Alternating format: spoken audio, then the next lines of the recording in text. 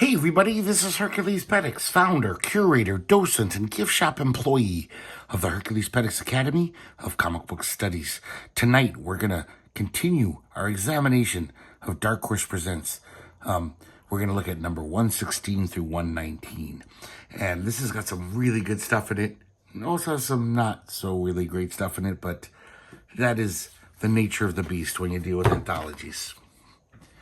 So 116, we start off with a Scott Musgrove painted cover depicting his character Fat Dog Mendoza, and has nothing to do with the story within. And he's all scrawny and skinny. See, I'm hungry. I don't know what that means, but I like it a lot. Contents page, and here we go. Fat Dog Mendoza co-starring with The Whoosh in Lies, Sweet Little Lies. And I'm really starting to like these Fat Dog Mendoza strips. They're like beyond Flaming Carrot.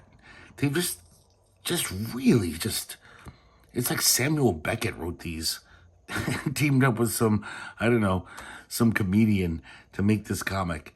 They're so bizarre. I just can't, I love it, but I can't really explain these comics at all. And the style is kind of clunky, but it makes it funnier for some reason. It's just weird art. It's bizarre. So, I love this splash page. It has nothing to do with the story. Scott Musgrove doesn't care. It's Fat Dog Mendoza demanding that the Whoosh bring him more bacon. And there's a bird on his head whispering into his ear saying, "Ask for bacon."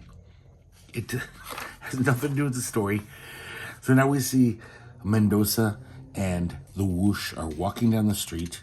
The Whoosh is telling him some really boring story about being a lame superhero, because it sounds like he is from the story.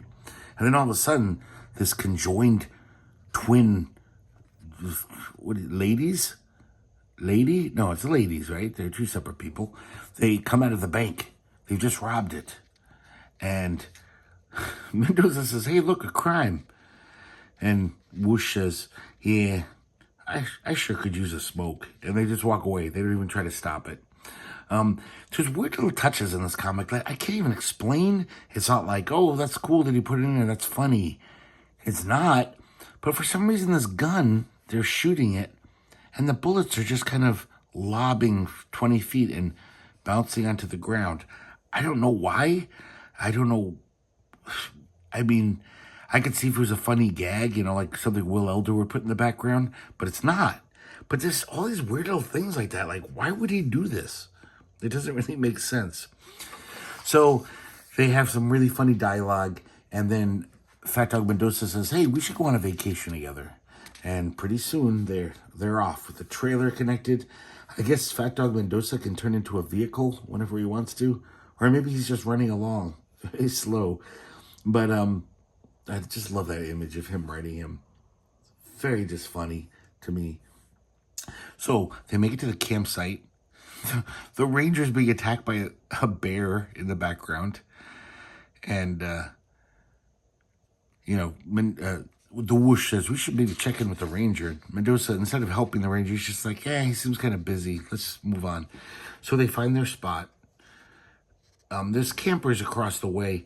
And the Whoosh says, "Hey, I'm going to prove my strength, impress those campers by knocking down all the outhouses," which he does. It's just ridiculous. So he comes back to their little campfires Mendoza set up. And then all of a sudden, out of the bushes, come those bank robbers. But now they're riding a sheep for some reason. And that's kind of the end of the story. This doesn't continue. That's it. And the last page is a guide to identifying sheep, which just uses old clip art. And there's not even really jokes in here. It's just describe. These are all names of sheep. Though it does have this weird clip art of a guy with a baby elephant on his lap. And that one says, "What in the hell?" So just like with some more Dada humor from Musgrove. The letter page is really annoying, this issue. For some reason, Bob Schreck thought it was valid or worthy to reprint some crappy, badly written Well, it's not badly written, but it's some guy who wrote in to the local alternative paper in Oregon, the Willamette Week, back in 97. And it's just some stupid rant about punk rock. It's not like, oh, wow, this deserves to be reprinted. It's really dumb. And 2 pages of this, and I know I shouldn't even mention it. Has really nothing to do with Dark Horse Presents, but it just irked me so much. I was really annoyed. I was like, why would you do that? That's so dumb. So, okay, no more. I'm not going to waste any more time on it. So now we have chapter 4 of Tripto the Acid Dog. And guys, Leialoha's art is getting even better. This is just, man, it's a tour de force. Just his craft, his imagination, his mastery of just like look at the, using zipatone and effects, the glow on Tripto here. I mean, that's just great stuff. And this one's called Lost in Space, which is, this is written by Bill Mumy, who was the child actor on Lost in Space, and also written by Miguel Ferrer, which I don't even know if I mentioned that last time, sorry. So a little nod to himself. And Tripto's having a nightmare. That's what this is. This is like kind of bizarre sequence. He wakes up. He looks so cute there. He's all drooling. I swear to God, he draws Tripto so cute. He's adorable. So he wakes up and the family that owns him, Robbie and his parents and his little sister, they're in a car on their way to a camping trip. So they get there. It's this amazing place. There's a lake. And as they're eating dinner that night at the picnic table, look at this play of like light and shadow here. Just great stuff. And then look at this. Steve Leialoha was primarily an inker most of his career. So there's so much great like cross-hatching and line work in here. Like I just love that. I know it's not much. Kind of Terry Austin-like, just lots of lines, but it's really good. So they see something shooting through the sky. And, this bright light. That's why that panel is like that. But they just kind of say, yeah, who knows? And they go to bed. Some raccoons attack their campsite, start eating their food. Tripto comes out to attack them. And he does he gets all tripped out. I'm still not quite sure what Tripto's powers are. Seems like he can almost do anything. He's almost omnipotent. But it does seem like Shade the Changing Man, he can warp himself, at least to the viewer, and make him seem like some horrible hallucination. I think he actually does get big, though. Like, for real, I'm not sure, though. It could just be the way Leialoha draws him. So he scares the raccoons away, and then he sees a UFO. That was the disturbance in the sky they saw earlier. And it flies off. He's growling. Tripto growls at it. But then, nothing comes of it. The next morning, here's some more of that just line work. Just building up a character just through cross-hatching. Like, that kid's all cross-hatching, but it looks great. So they have a great day, swimming, fishing, and that night, or that afternoon, they're eating dinner. And it starts to rain. And even draws rain good. Tripto runs off. And he's obviously on the hunt for something. He smells something. Robbie chases after him. And on this kind of like rocky outcrop, this alien pops up. And I gotta say, guys, this is such an amazing design. It kind of reminds me of Alex Nino a lot. Like that, just this amazing imagination. And it's just really good. Look at these whirling clouds in the background. Some really nice inks being slapped down there. And the alien, well, Tripto leaps at him because he's such a heroic little dog. But the alien zaps him with some kind of thing and zaps Robbie. And then he basically has them in the stasis ray and he brings them back to the UFO ship, the alien ship, and takes them on board. And then I love this last panel of them in captivity on the ship. Just seeing all these amazingly designed aliens. This panel really reminds me of Alex Nino. Just all these random floating platforms and just really nice stuff. Like, this is like Mike Golden level cartooning, I think. And Mike Golden's one of my favorites of all time. This is just beautiful stuff. And the story is kind of weird. It gets weirder than this, too. But I don't care. I don't care if the story was shit. The art is so beautiful in this. Okay, so now we have chapter 1 of, what's the exact title of this? Sorry. Dr. Spin. Oh, I'm sorry, guys. This is chapter 2. We already looked at chapter 1. I forgot. Chapter 2 of Dr. Spin. And we have another mock-up fake comic cover. Sergeant Bananas and the Baboon Platoon. I would totally buy that comic. And just, God, more of Roger Langridge is amazing. God, guys, I gotta look again. I always pronounce the name wrong. It's a Langridge. There's no D in there at the beginning. So, Roger Langridge. God, his art is so fucking tight. It's like a halibut's butthole. It's that tight. It's amazing. So now, or if you remember last issue, they've been going through all these alternate realities, these superhero universes. So they come to alternative 985. And we see these like image type superheroes, tiny feet, heads are too small, overly muscled, crappily drawn faces. They're meeting their, earlier, maybe Bronze Age counterparts.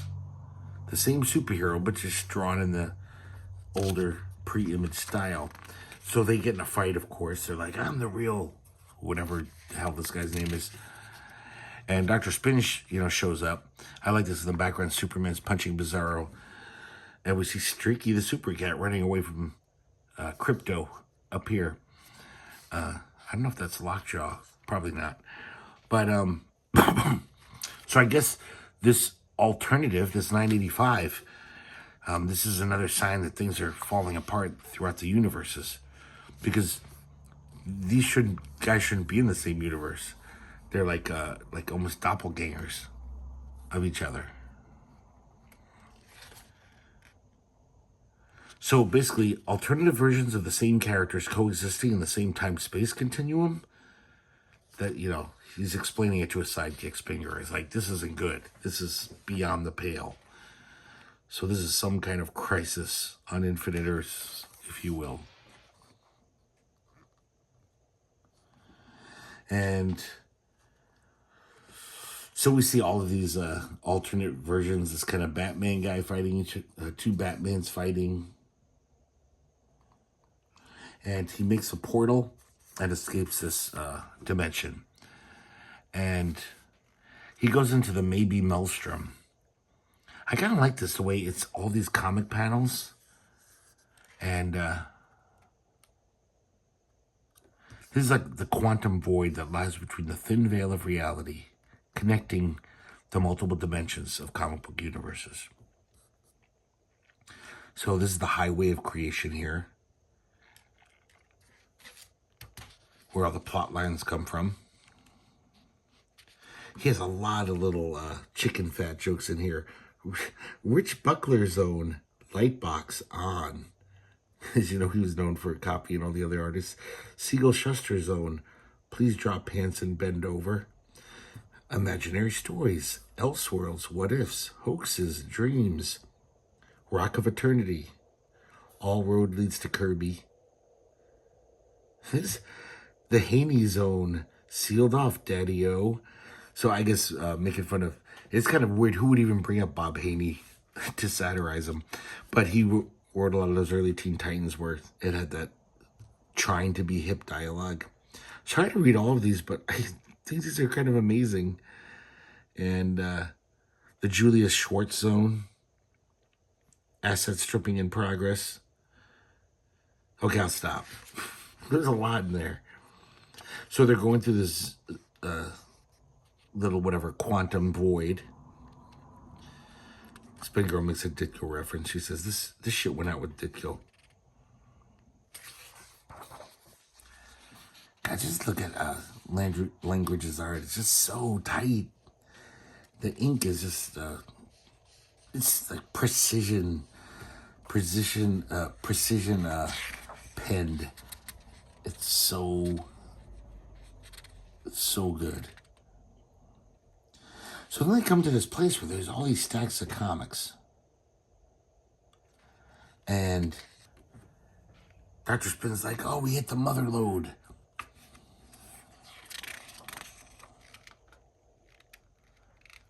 And right then, these villains show up. These are Dr. Spin's rogues gallery. The continuity clown, Psycho Babble, this weird head, Red Menace, Baron Meanie, and Mr. Mesmerize. And then it says elsewhere, and we see all these kind of doppelgangers of Batman's villains. And I love this, how the mastermind here, he's like, okay, guys, we're going to commit these crimes, and we're going to give the heroes clues about what we're doing so they can capture us, put us in jail, we'll escape, and start all over again next month. And then the head honcho here, a bullet rings out and blows his head in a jar open. And we see this kind of like Punisher guy. And it says a trigger finger on his headband, so maybe that's his name.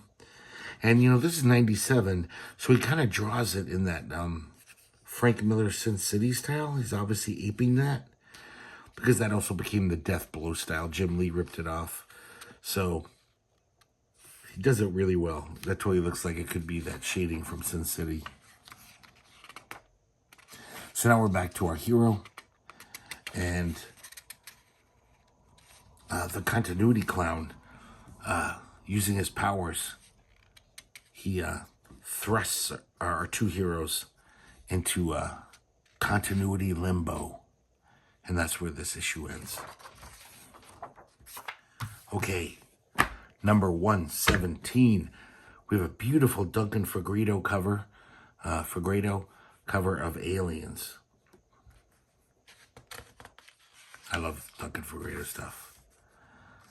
But the art for this alien story is actually, they got Gene Colan to draw it. I don't think Gene Colan lived much past this. He was a pretty old man, but this is some beautiful stuff. It's nice that in the later half of his life, finally the technology was there, or the money, where they could just print Gene Colan's pencils without inks. Because, you know, a lot of people have said Gene Colan, he almost painted with pencils. It's almost like painted work, but just using a pencil. It looks really good without the inks. And this story, though, it's written by Mike W. Barr. It's, I can't make heads or tails of it. It's pretty dumb. Okay, so this is all flash forwarding. We see this alien holding this guy. He's got him at his mercy. But now we flash back to this couple. God, these faces are so good. Beautiful stuff. They're basically headhunters, as the title says here. They go around. Sorry, guys. And some water. They go around collecting bounties on aliens. And we keep seeing this flash forward of the guy being held by an alien. I don't know, it seems like it's just a dumb narrative technique in the first place. This couple seems pretty much in love, and they land on this planet. They see these like holes in the rock, like little burrows, so they're like, okay, it's time to go bug hunting. Some really nice stuff in here. Once again, another one of these flash forwards. I guess we know by this big fat border. So the aliens start attacking. Well, first a little face hugger tries to get the woman. She shoots it, kills it. But then the big mama aliens come out. And these guys seem like fearless professionals. I mean, most people would just be like, it's a fucking alien. It's a xenomorph. But they're like, they kill a couple of them. But then one guy, the man runs out of shells, and I'm sorry, the woman runs out of shells, and the husband says, "I've got one. Keep it occupied until." And then the alien attacks the man. And I don't know if that flash forward was supposed to be all in the split second, like he was holding him for a while, but you don't really get that impression. It seems like he grabs him and chomps down on him and he kills him. And then I guess the woman, I think, shoots him, the alien, even though I'm not quite sure what's going on here. So I gotta say, this could be a fault of Gene Colan's art, or I'm a moron, or Mike W. Barr is a shitty writer, but I kind of already knew that. I've never read a good story by Mike W. Barr in my life. And then it just ends with the woman saying, "James, thank you," as she looks down on her dead husband. I don't know what the fuck. I don't know. But man, this art is gorgeous. It's so nice seeing this. And I'm so glad they got Gene Colan, while he was still alive, to do this beautiful story. We have a letter page, 2 letter pages, and we have chapter 3 of Dr. Spin, another mock cover making fun of the death of Superman.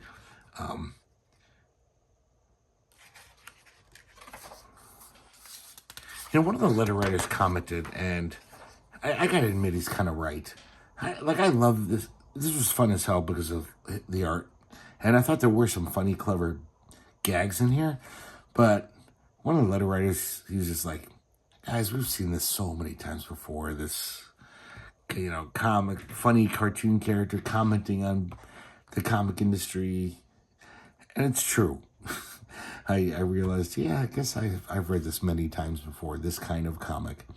But it's still, I guess maybe there's room for more. So they're, if you remember, Continuity Clowns sent them to this limbo.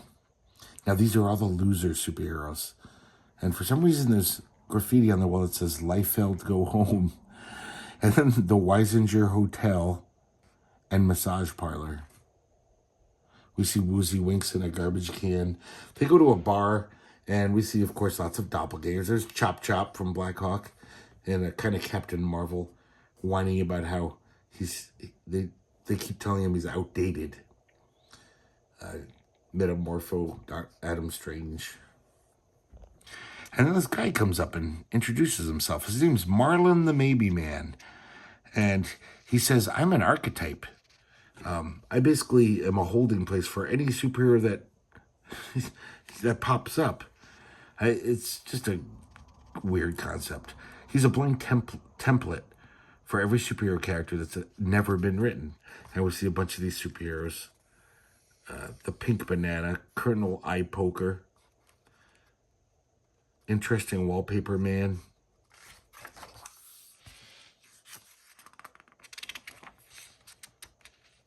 and basically they asked this guy Marlon, or they're like, "Do you know how to get out of here?" And he's been stuck there forever. He's just like, "Oh man, I just want to be in one comics story.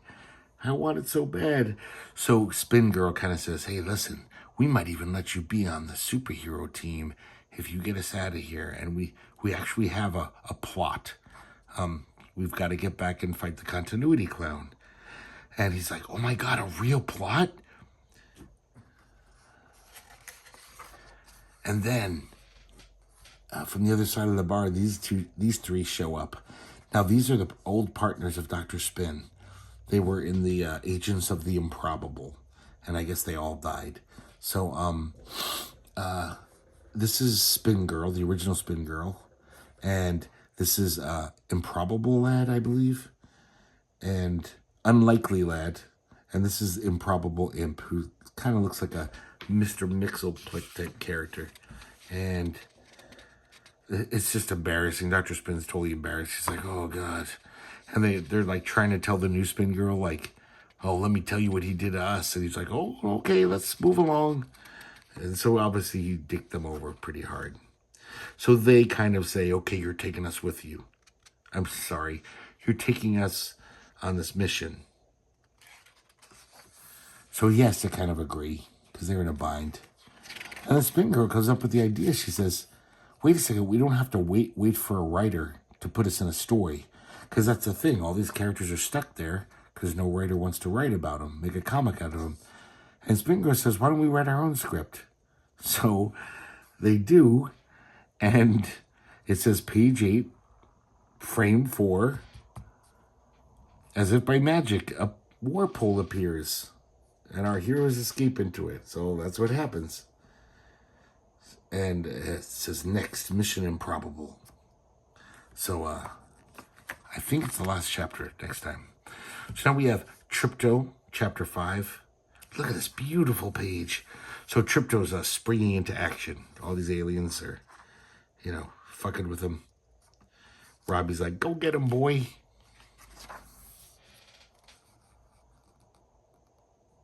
And so we get a nice little page of action of Tripto fighting these aliens. Tripto grows to enormous size. And it looks like has Godzilla mouth blast. He can just open his mouth and... So, once again, Tripto's got all kinds of crazy powers. And then it seems like their leader comes out, this cat creature. Tripto goes right for his throat, bites him. Once again, look at that. Just this cross-hatching is amazing. It's like such good craft. And this guy's trying to zap Tripto with some kind of weapon. And it seems like it has no effect. He keeps hitting Tripto.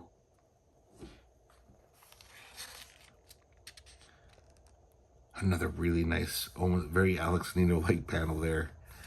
And then I guess two other of the aliens, they start firing at Tripto. And it basically pushes them out of the spaceship. It doesn't seem to be hurting them. But I guess they just want to get rid of him. Because he's kicking their ass. And so this is weird. I guess they send them to an alternate dimension. Look at this amazing, Mobius-like cliff here. Just the textures on it. Really good stuff. So he sees his dad, but his dad's, speaking of Mobius, he's dressed like some weird Mobius character. And the dad, though, doesn't recognize Tripto. And then his friend, I guess, who had died, Dewey, he's alive. And we see a little note, Tripto the Acid Dog #1 from Renegade Press. So I don't own that. So maybe this will explain this. This comic might make more sense because it gets really confusing, this comic, and kind of odd. So, and then the mom shows up, but it's not his mom. So this is some alternate reality where his dad married someone else. Dewey's still alive. So Tripto realizes this ain't right. He grabs Robbie and they fly off. And once again, Tripto can do anything. So he opens up his own portal to go to another reality. Well, their home reality, to get home. Look at this panel here. Just his face is entirely made of this cross-hatching. But it's just totally realistic and great. Oh, it's such good stuff. So Tripto is successful. They are back, with the family on their camping trip. And then Tripto flies off. And that's the end of this issue story. We have a little, just a blown up panel from Dr. Splint on the back by Langridge. Next, number 118, The Return of Monkey Man and O'Brien by Arthur Adams. Always nice to see Arthur Adams art. Nice cover, as usual. And this is chapter 1 of 2. This is Gorhemoth, the garbage heap that walks like a man. Like most of the Monkey Man and O'Brien stories, kind of a slight story. But I just love Arthur Adams' art. We see some little meteorite land on Earth on a garbage scow. And I guess it reacts with the garbage and turns into Gorhemoth. Kind of a, 50s Atlas type monster. I love that name, Gorhemoth. So it swims to the shore. and he starts rampaging down the streets of San Francisco. Monkey Man and O'Brien show up to help, as they usually do. And Monkey Man says, we need a sample. I'm going to use this stick. Meanwhile, O'Brien starts trying to kick this guy's ass. And just really fun fight stuff. Just, but this creature, Gorhemoth, seems way too stronger than O'Brien. He's kicking her ass, basically. And he's like holding her in his grasp. It looks like she's done for. And Monkey Man says, this is no good. If my theory is correct, there's nothing I can do here. And he takes off after getting a sample. All the firemen around are like, what a coward. I can't believe Monkey Man's leaving his best friend in this time of need. Even O'Brien's a little worried. She's like, Axwell? Like, where are you going? Continue next issue. And now we have the last chapter of Tripto. And this is where it gets really weird. So we see Tripto flying through a graveyard.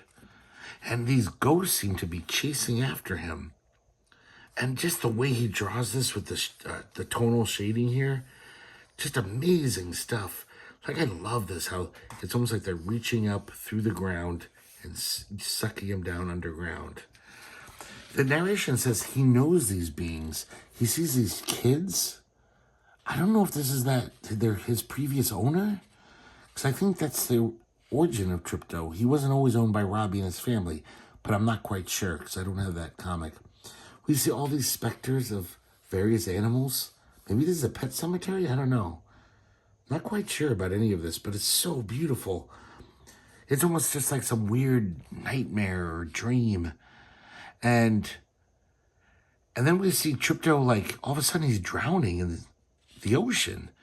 And this raccoon in a bowler hat shows up, and he seems to know stuff. You know, he's like almost like the sage, like the Merlin character. He pops up, and he says, like, you remember you were drowning. That's how you died. But then you were reborn as Tripto. So maybe that's part of his origin. He was drowned in the ocean, even though it always says he was shot. Maybe he was shot, drowned in the ocean, and then somehow he became Tripto. I don't know. I don't really care. Looking at this art, I can't really think about plot. Here's another great panel. The raccoon's kind of recapping everything we've seen, plus other things we haven't, like his old family watching him drown. I love when he does this kind of stuff. It's almost like I don't know, gray marker or something. Maybe he's even using watercolors. I don't know. I doubt that though. And yeah, there's this like ghost kid who seems to be beseeching him. Like, help me. So Tripto basically flies back underground again. Just kind of goes through the earth. And we see him underground. And he sees his father. He says, I welcome you, son, but you're not dead yet, so you got to go away. Go back. Love these kind of bizarre, almost abstract panels. And to be honest, I'm not really sure what's going on. I really think I need to get that Tripto issue from Renegade Press. There's just kind of some heady, trippy stuff going on. Like psychedelia almost. The raccoon tells him that he's there to help him reach his full potential. And then we see, I think this is his previous owner, this kid. Maybe this is Dewey, the one who was in that earlier page, the one who died in our reality. I'm not sure, though. But Tripto's glad to see him. But he's dead. He's like a zombie. You can almost tell by his word balloons. Oh, I'm sorry. It says his name's Darby. So I don't know who Darby is. I need to get that issue. And then they kind of just fade away. And it says next, Dead Boy Walking. Coming soon, watch for it. So I don't know if this ever came out, if this was ever concluded. But I'd love having, I'm so glad I have these chapters. So this is a flip book. So let's flip it. And we have Evan Dorkin cover. I don't know if you guys ever read Hectic Planet. I mean, I like Milk and Cheese. I think it's funny. And I think it's well-drawn cartooning. But when he draws straight like this, I'm not that into it. So the story's called 5 Years and Counting. Of course, everything Evan Dorkin. And so I'm not that familiar with Hectic Planet. I never picked them up when they were coming out. I was like, this isn't for me. Too much ska references and things like that. And trying to be cool. But there's this character here. His name's Hal. And he wants to borrow money from these... I think they're basically his friends, but they call themselves the Bastard Squad. And they're like, okay, if you want to borrow money from us, you got to tell us why. And he doesn't want to, but they force the story out of him. So he says 5 years ago, he's a little punk here, and he ran into the most beautiful girl he'd ever seen. And he was never even kissed her at this point. He luckily spends the afternoon with her, and he's totally in love with her. He doesn't know how to talk to her because he's a virgin. And basically she mentions that she has a boyfriend, and the boyfriend sounds like an abusive dick. But he doesn't know what to say. He doesn't say, like, oh, you should leave him, date me. He's just kind of like, oh, maybe you could talk about it. Like, he's all wishy-washy. And as she's about to go, he panics. He's like, because it's New York City. You might never see someone again in New York City. So he's like, he just blurts out the stupidest thing. He says, okay, I really like you, and I know you were the boyfriend.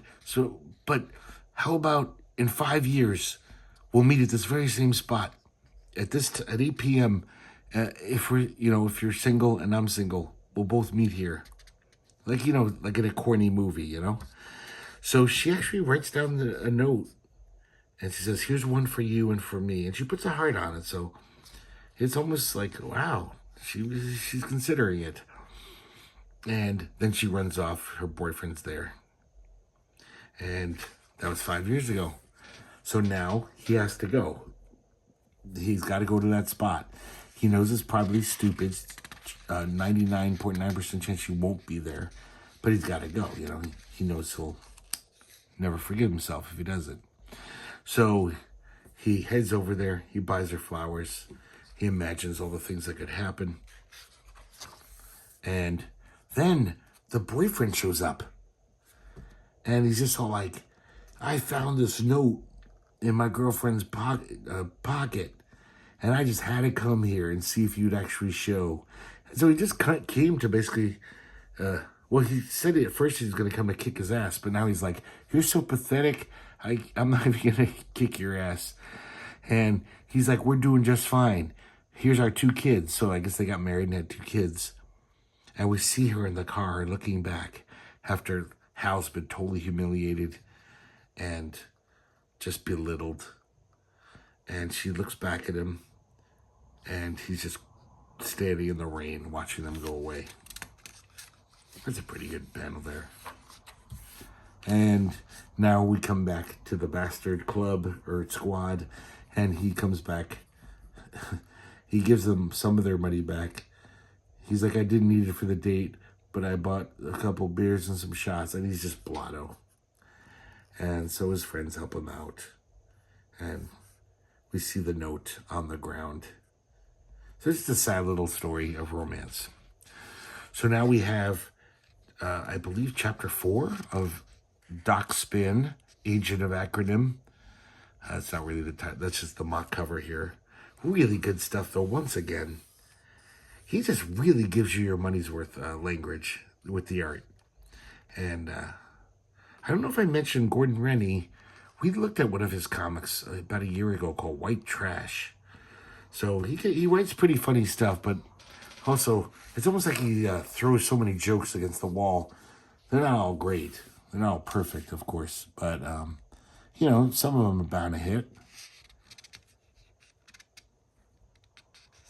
So even his lettering is amazing, Langridge. Just perfect. So we see that continuity clown again. And now our heroes have showed up. The continuity clown has a whole legion of villains amassed. And so they start a big superhero battle, and Dr. Spin, he unleashes the uncanny powers of the improbable. So just all these crazy, almost miraculous things happen. Some of the villains turn into chickens. Some of them just get zapped by lightning. So basically, his power is to make a highly unlikely things and implausible things happen. 3 of the villains get crushed by an elephant that falls out of the sky. So it looks like they've won. All the villains are dead. I don't know who this adorable dog is here. But I think it's one of the villains who was transformed. And unfortunately, in the battle, his former sidekicks have been turned into a teacup and 2 trees, 2 little saplings. But it turns out the continuity clown's still alive. And he runs into this portal. And Spin and Spin Girl, Dr. Spin and Spin Girl follow. Marlin tries to go through, but he doesn't make it. And so where they end up is, this is the mechanism of their own plot. We almost see like these old-timey wooden steampunky gears. So this is behind the plot. And she says, you mean this is the only thing been holding the story together? And he's like, yeah. And there's all kinds of signs here like, warning, plot twists ahead, writer's block, dead end. And he says, I know of a shortcut to the final scene. We have to beat the continuity clown to the final scene of the comic, or he'll win. We're introduced to these plot gremlins, and then there's the end of story. But continuity clown beat him to it, and he zaps Dr. Spin. And then he says, Spin Girl, there's only one thing to get us out of this. The Deus Ex Machina plot device. Hit the button. So it says use only in times of emergency. And it looks like continuity clown's about to throw these bombs at him, but she hits the button, and like it says, it's a Deus Ex Machina ending, just out of nowhere. This continuity clown blows up.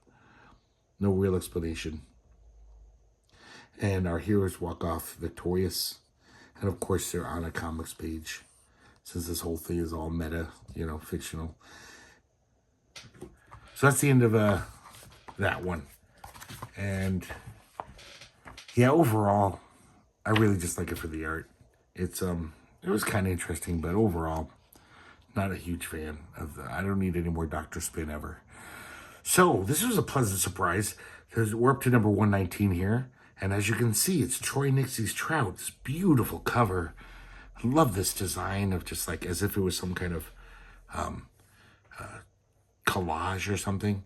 But about, 6 months ago, we did a video on Troy Nixie's Trout, the 2-issue miniseries from Oni Press that came out 4 years after this, like in 2001.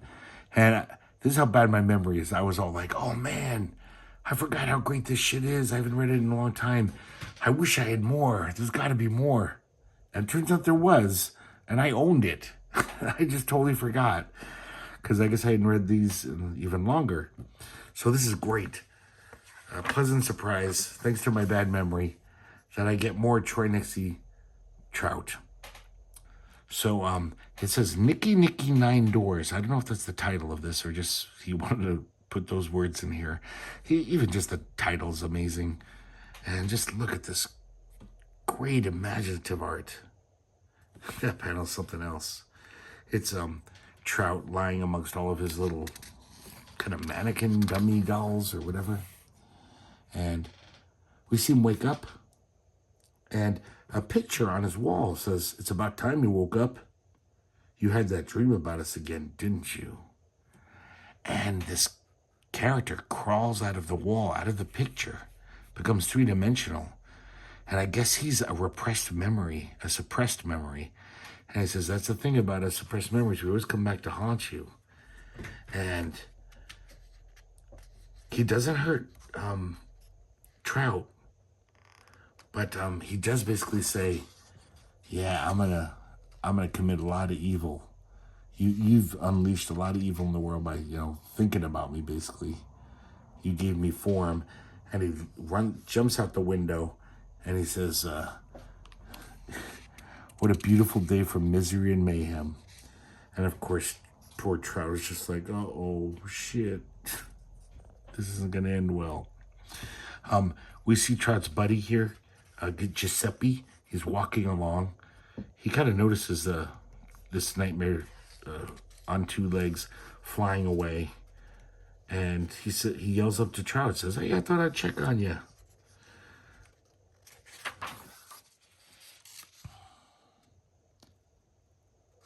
Man, once again, I just love his like crazy faces. Very cartoony, very beautifully illustrated though. And Giuseppe tells him, he's like, "Yeah, it's no big deal. Everybody lets a little evil into the world now and then." So he says, "Come on, we've got to get going." And so they head off to do something, which we'll find out next issue. Letter pages. Another Hectic Planet story. These are almost really just short stories, about different characters. So we see this guy. He's running into this punk club. Doesn't even get his change from the doorman. He's being chased or something. Some ska / punk bands are playing, and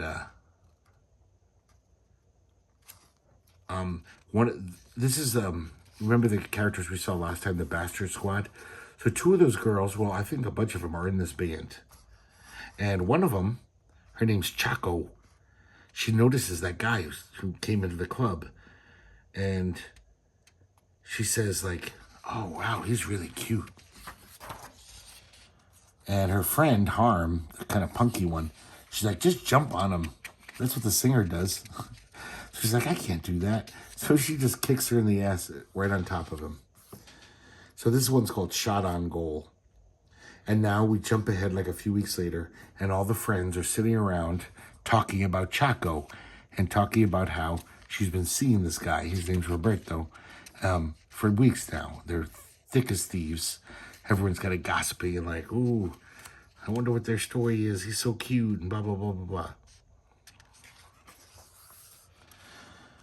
Then we jump ahead a little, and Chaco is talking to one of her friends. And she says, "I don't know what's going on." She's crying. "Every time I call him, it's kind of weird. It seems like he's blowing me off. I don't know what happened. Things were going so well." So the friend's like, "You got to talk to him." And she's not a shrinking violet or anything. So she confronts him. She says, "What the hell's going on?" And she finally gets it out of him. His name's not Roberto. It's Humberto, and he's not from Costa Rica. He's from Colombia. And I think his real name's Humberto. And it turns out he was a goalie for the soccer leagues, and he made a call during a game against Colombia. It was the right call. He was doing his job correctly, but if the fans didn't care, he had lost them the series or the cup, and the fans rioted, and basically he's been on the run from soccer fans, from even cartel guys have a bounty on him. So he says, "I don't want you to be in danger. That's why I've kind of been at a distance." And then all of a sudden the mob shows up, all these Colombians. He kisses her goodbye and runs away. And it looks like they beat the living shit out of him. It looks like they kill him. All those guys with baseball bats. And I guess, now we see her friends. She's alone in a room. Her friends are kind of looking after her because she's obviously distraught. Kind of a cute little story. Now we have part 2 of Gorhemoth, the Garbage Heap That Walks Like a Man by Arthur Adams. So, Monkey Man runs off. Everyone's shocked. It's like, I never thought I'd see the day when, Monkey Man would run scared. And then we continue to get this pretty fun action shit of O'Brien trying to take down this monster and failing. He's definitely got the upper hand here.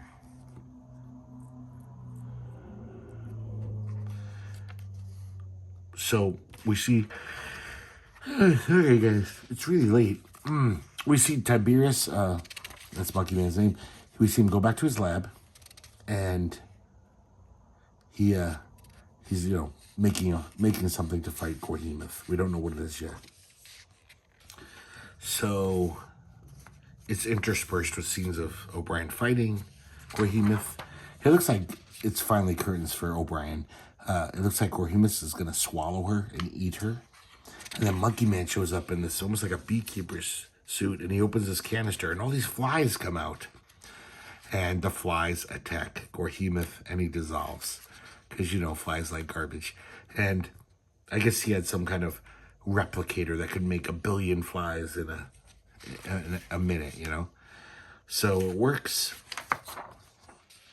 Unfortunately, there's like, the whole city's choked with flies now. And then we've got one of those the ends with a question mark, because it looks like that energy from the meteorite that turned in the garbage into Gorhemoth. We see it get one of the flies, and we see this fly with kind of energy beams around it. The end for now. So now, unfortunately, we have another Mike W. Barr story. This one's written by Scott Collins. Drawn by Scott Collins. Pencils, inks by Dan Schaefer. The art is just, perfunctory. It tells a story. It's not terrible, but the story is. So it's just one of those little Predator vignettes. It's just, how many stories can you tell about this? Just, here's a group of characters, various, people, and a predator hunts them down. So this woman, apparently her husband was killed by a rogue lion. We see a picture of it there. She's got all these like kind of big game hunters, almost like mercenary type guys. She's paying them a lot, and she's going to get that tiger. She's going to get revenge for her husband. We see the predator kind of stalking them, watching them from a distance. So the next day on the hunt, the predator starts picking them off one by one. And then the lion attacks. I'm sorry, they split off. So this is, one group gets killed by the predator. The other group, the old lady, they find the lion. They net it. And looks like she's about to shoot it right in the eyes, because she wants the kill shot. And then the predator attacks them. And, okay, maybe I can fault the art. Because this, it's so badly told, where she's got the gun on the predator. And then I guess these are her feet. And she says, what? And then the next panel, we see her probably dead, or at least prone on the ground. And the predator looks back at the lion. So it's just like, either if you don't want to show the predator killing her, at least let us know, what happened. It's just weird. But, okay, it's almost like I'm being backseat editor here, sorry. And then, well, actually, that's what I do every episode, sorry. So, and then, I guess the predator frees the lion from the net and then attacks it. And, because predators always look for the most challenging prey. And so it just ends with them fighting. And so that's it. Just pretty much a waste of how many pages that was. So there you go, guys. Dark Horse number 116 through 119. Hope you guys like looking at them. We're going to, of course, in a few episodes, we'll show you another 3 or 4 issues. And, wait, do I have these? I know this is silly, but I like to have these in order. That's stupid, but I like it. So there you go, guys. Hope you liked it, and I hope to see you next time here at the herculespetix Academy of Comic Book Studies.